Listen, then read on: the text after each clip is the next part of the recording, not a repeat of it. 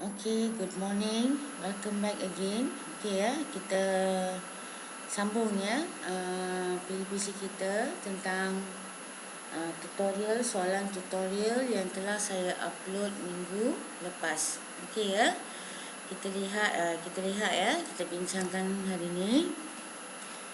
Okey, soalan 1, nombor 5 ya. Terangkan sebab kulit merupakan satu organ dan bukannya tisu. Okey ya. Saya buat ringkasan jawapan kat sini, nombor 5.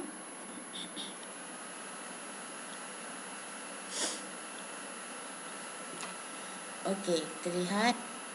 Yang pertama, kenapa kulit merupakan organ dan bukannya tisu. Okey ya. So, sebab kulitnya terdiri daripada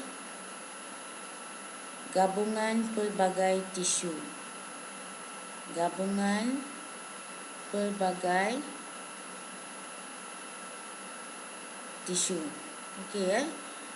Contoh dia, apa kita kata ada tisu epidermis, gabungan tisu epidermis, gabungan tisu dermis. Lepas tu ada tisu adipos. Tisu adipos ni adalah tisu lemak ya, tisu adipos. Okey ya. So dia adalah gabungan pelbagai jenis tisu yang bekerjasama, okey ya, untuk menjalankan satu fungsi. Okey ya.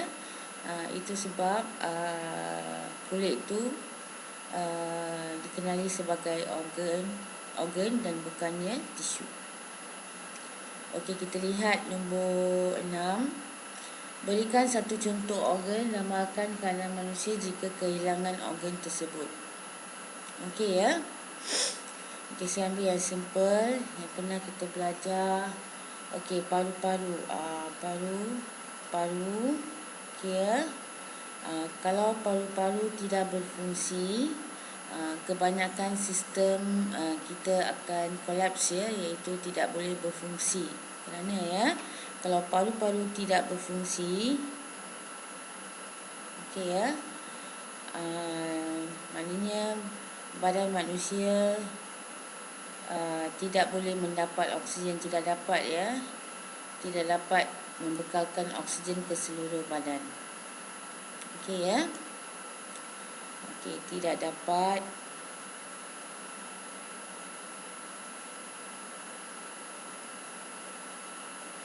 membekalkan oksigen ke seluruh badan. Okey ya, membekalkan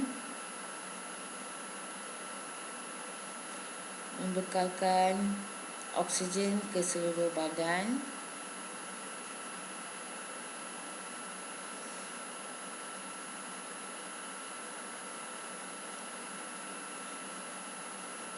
Untuk respirasi sel.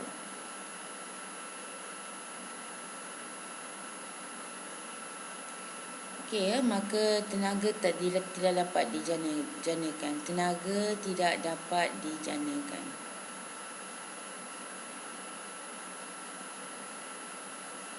Okey ya. Itu satu contoh ya, Kita boleh pilih organ lain pun, okey ya, depending on what organ you're choosing lah, dan juga dia punya fungsi. Kalau otak memang ya, kita tak boleh nak apa kita kata bergerak dan sebagainya lah. Okey ya, bergantung kepada organ yang kamu pilih. Okey. Okey, nombor 7, dia menunjukkan kehadiran sel darah putih, sel darah merah, okey ya, tisu jantung sistem. Okey, jantung merupakan organ pengangkutan ya, organ pengangkutan. Organ pengangkutan ni dia berfungsi ya, contohnya dia mengangkut darah lah. Okey ya, darah. Dan dalam darah ni dia ada pelbagai jenis bahan ya. Contohnya dia ada gas respirasi. Okey ya. Makanan tercerna. dan juga ada antibody dan hormon untuk fungsi fisiologi badan. Okey ya, kita lihat. Nyatakan sistem tersebut dan bincangkan fungsi dia. Okey, nombor 7 kita lihat. Okey, sistem tersebut ialah sistem pengangkutan. Okey ya, sistem tersebut ialah sistem pengangkutan.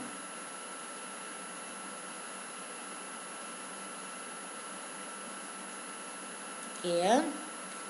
Okey, sistem pengangkutan berfungsi untuk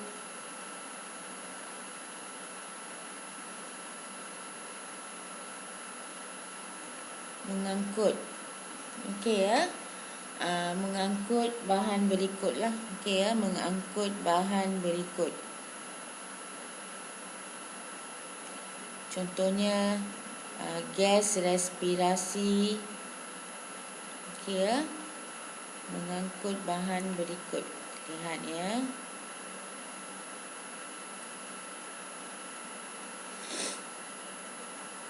Mengangkut bahan berikut ke seluruh badan. Itu fungsi dia. Contohnya, contoh bahan gas respirasi.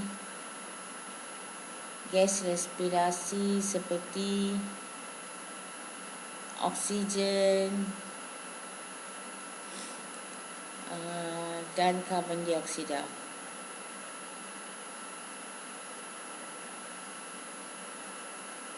Ya, oksigen dan karbon dioksida.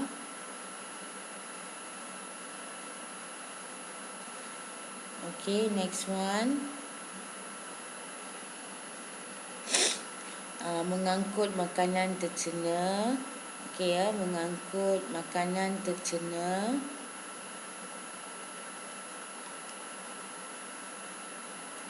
Makanan tercela dan juga bahan-bahan lain seperti hormon dan antibody.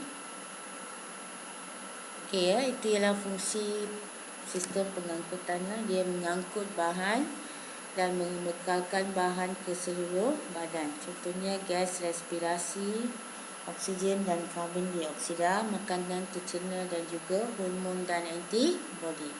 Okey. Last one, nombor 8, kita lihat soalan dia. Okey ya, dia kata haiwan herbivore seperti lembu memakan rumput.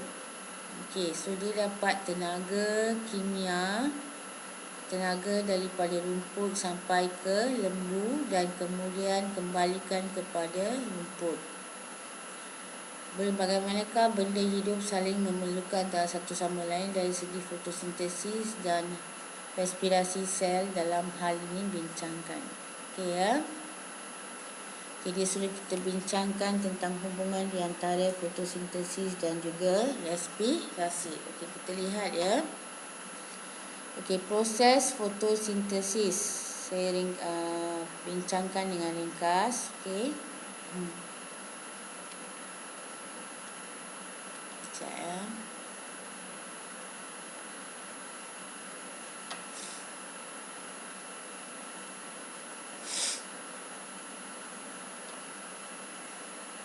Okey, proses fotosintesis. Okey ya. Dia menukarkan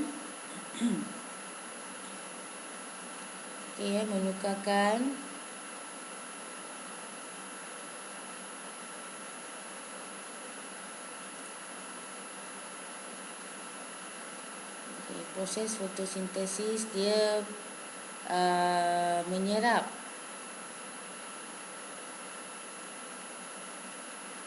cahaya matahari dan menukarkan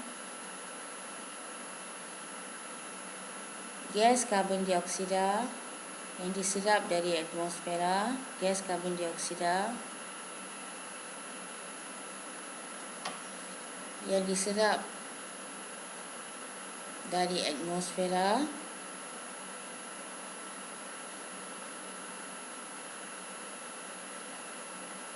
okey ya.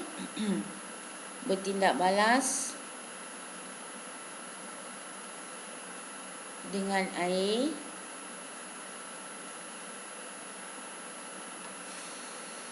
dan membentuk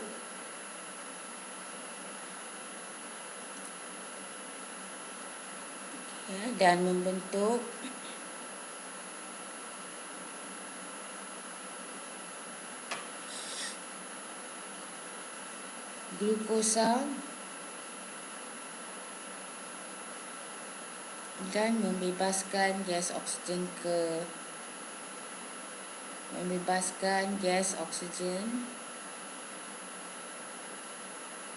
ke atmosfera.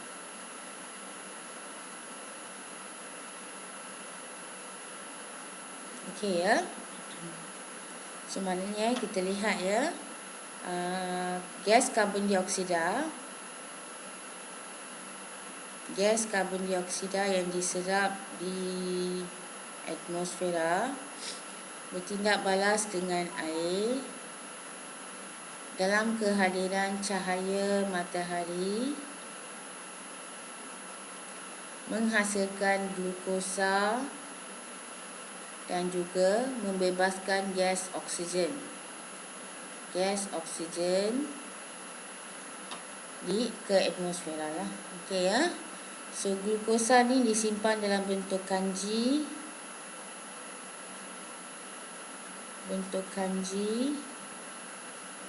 dalam tumbuhan. Okey. Kita bincang tentang proses respirasi sel pula. Okey ya, proses respirasi sel pula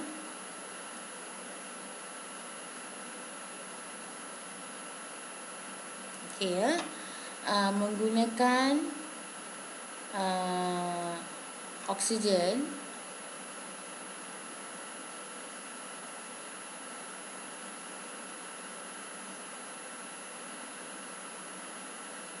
okey ya.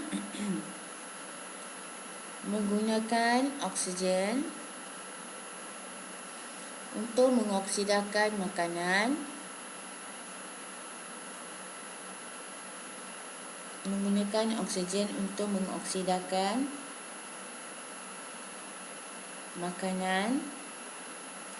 dalam semua benda hidup. Okey ya, kita lihat proses respirasi menggunakan oksigen untuk mengoksidakan makanan dan menjana tenaga. So proses ini berlaku dalam semua benda hidup lah. Okey ya, proses ini berlaku dalam semua benda hidup, dalam semua organisma hidup. Okey ya, dalam semua organisma. Ya, tak kira manusia ke, haiwan ke. Okey ya, berlaku dalam semua organisma. So hubungan di antara proses fotosintesis. Okey ya. Kita lihat ya, proses respirasi menggunakan oksigen untuk mengoksidakan makanan dan menjana tenaga. Proses ini berlaku dalam semua organisma dan membebaskan gas karbon dioksida. Okey ya, dan membebaskan gas karbon dioksida.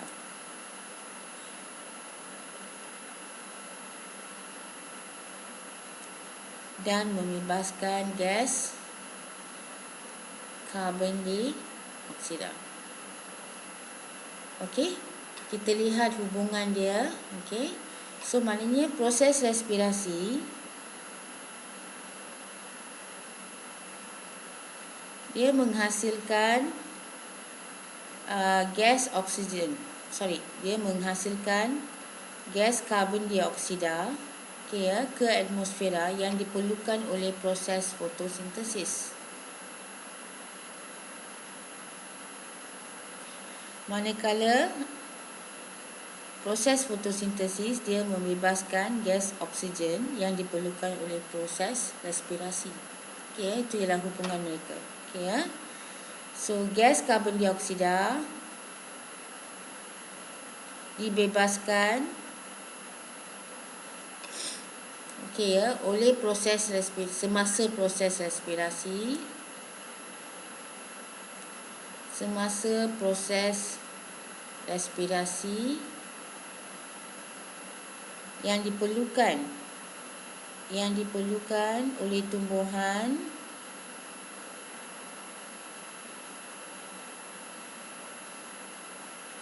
untuk menjalankan proses fotosintesis.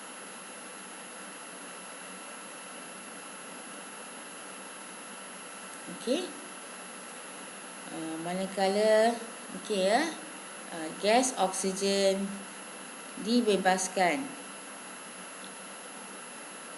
semasa proses fotosintesis, yang diperlukan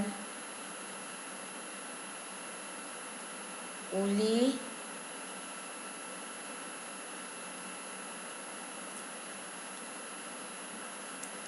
organisma hidup lah. Oleh organisma hidup untuk menjalankan